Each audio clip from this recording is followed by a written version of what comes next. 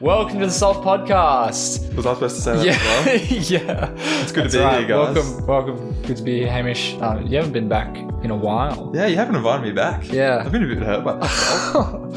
Sorry. Doesn't want me back on the podcast. Well, it's nice to have you back now. Thanks, Josh. Yeah. It was also nice to have socials last week. That was good fun. Did you go along to any, Hamish? Well, I was just at church and the year 8s were there. Man, Oh, yeah? I don't know what they were doing, but they were causing mayhem.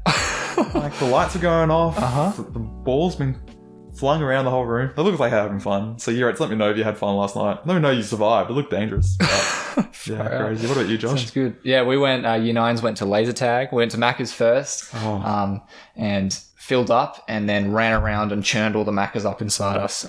No one threw up, thankfully, but yeah, it was good. That's my ideal night. Macca's laser tag. Yeah, Doesn't get better than that. It was good. We went quite late as well. Some of the parents even joined in at the end. The dream. Yeah, it was good fun. For me. Yeah. Yeah. Well, jumping straight into the first segment for today, which is Guess Who, as usual, because we're doing identity. That's the theme for this whole term, the teaching. And so, Hamish, you've got 20 questions max to guess what biblical character I have in my mind. Pressure. Yeah. So... What's the record? The record is Susan on 12, I think. Yeah. Okay. Yeah. We'll see what I can do. Let's see. All right. What's your first question? Am I in the New Testament? No.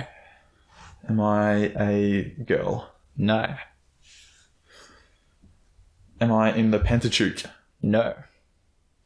Am I a prophet? No. Lots of no's. Am I a king? Yes. Okay. Am I a king of Israel? Do you know the answer? Yes. Okay. Am I David? No. Solomon? Yeah. A new winner. Champion. 8 questions. Yeah. Well done. No one's ever going to beat.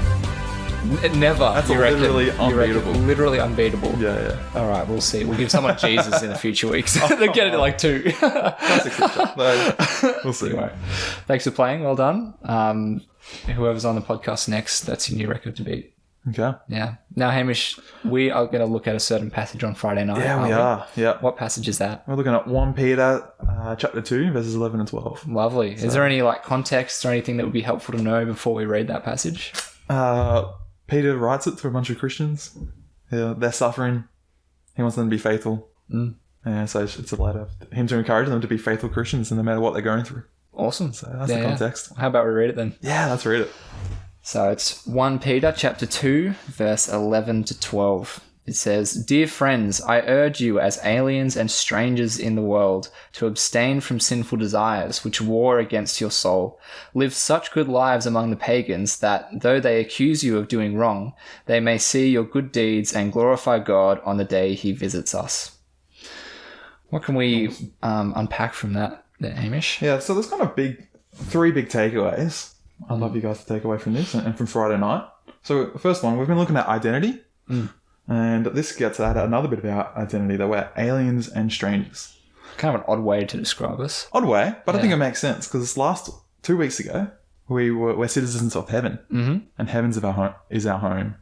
And so if our home is heaven, if we're here on earth, then we're going to be strangers and aliens and foreigners and exiles here. So when it's aliens, it's not necessarily like a UFO, 3 eyes, like that kind of wacky stuff. No. Just like being in a place that's not your home. Is that what it means to be an alien? Being in a place where you don't belong. Okay. We don't, this is not the place, earth. We don't belong here. We belong in heaven. So we're aliens and foreigners while we're here right now. Fascinating. So that's the big one. That's our identity. And so the other 2 are, so if we are strangers and aliens and exiles, what does that mean for us as we live here? So, and the first one is to abstain from sinful desires. What does abstain mean? Abstain is to restrain yourself from something you really want. So I love chocolate. So I always have to abstain from eating chocolate. Otherwise I would... Always abstain. You never eat chocolate. No, I do a little. I abstain from eating large amounts of chocolate. Okay. Josh. Yeah. But here we're abstaining from sinful desires. Our sinful desires really want the things of this world. Whether fame, money, sex, lust, all those things. Our sinful desire wants them. But we have to abstain from that because this is not our world. Heaven is our world. Heaven is our home. We're strangers here. So we abstain from the sinful desires of this world. And the third thing is, it's kind of the positive. So that's what not to do. What should we do? We should live good, different, God-glorifying lives. That's a lot of words. But essentially, we have to live good lives. And it's going to be different. And it's going to look different to those around us. And I hope it is. And you should live such good lives that people around you should see that you're different. Yeah, it uses that the you word love God. pagans. What's a pagan? Pagan is just someone that doesn't worship our God. Right. Worships another God. So not a Christian is what we would say these days. So living such good lives among them, is that good in the way that they would see it? Like if they see us living for God, would we expect them to go, yeah, brilliant job, you're abstaining from sex before marriage, let's say. Would they go, yeah, good on you, you're doing a good job? Is that the sort of thing we expect based on the passage? I think it's good works in God's eyes more so than good works in the eyes of this world, because what this world says is good is different to what God says is good. And even though, but it's how we do them as well. Right. It's how we do them with integrity and honesty, and we're generous. And the way we do good things, even though people it says they accuse us of doing wrong, they disagree with us and tell us what we do is wrong. But if we do good things in such a good way, with lots of integrity and so honest.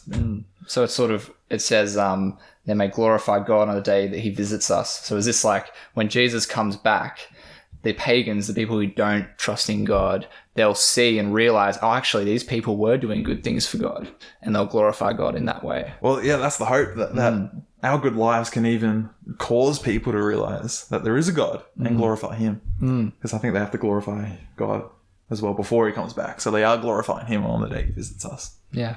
Does that make sense? Fascinating. Yeah. For sure. Yeah. So what were those 3 points again, Hamish? So we are aliens and strangers in this world, and that means we abstain from sinful desires. And the other thing it means is that we live good lives so that those who see us glorify God.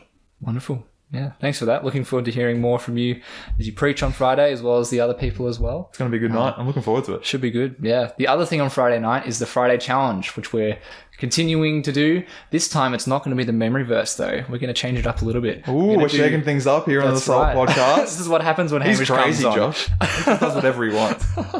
We're going to do a riddle, which should be fun. That is so you have to give the answer. Is it crazy? Yeah.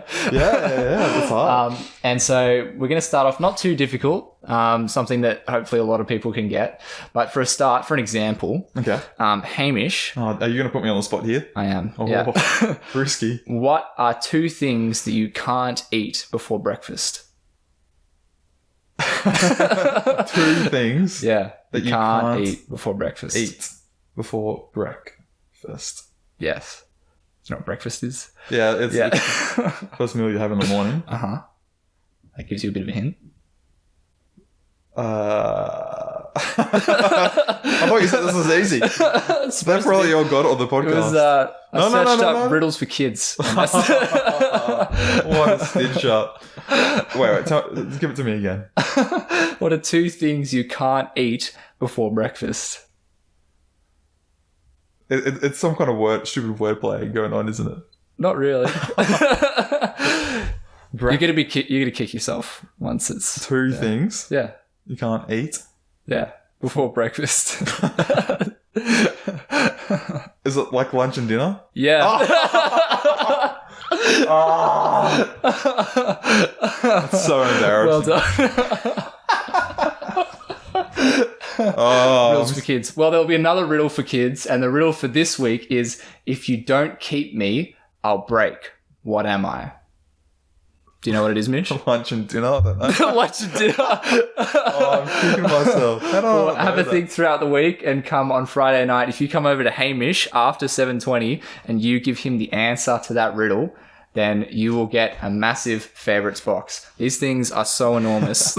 They could feed your whole year group 3 or 4 times over, I think. Wow, that's awesome. Yeah, There's every chance I won't get the riddle before that. So please save me by telling me what the answer to this one is. Yeah, it should be funny. Well, keen to see you on Friday night then. Keen to get more into 1 Peter chapter 2. Keen to hear your answer to that riddle. It's not lunch and dinner. But thanks for joining the podcast today. We'll see you next week. See you on Friday, guys. Nice.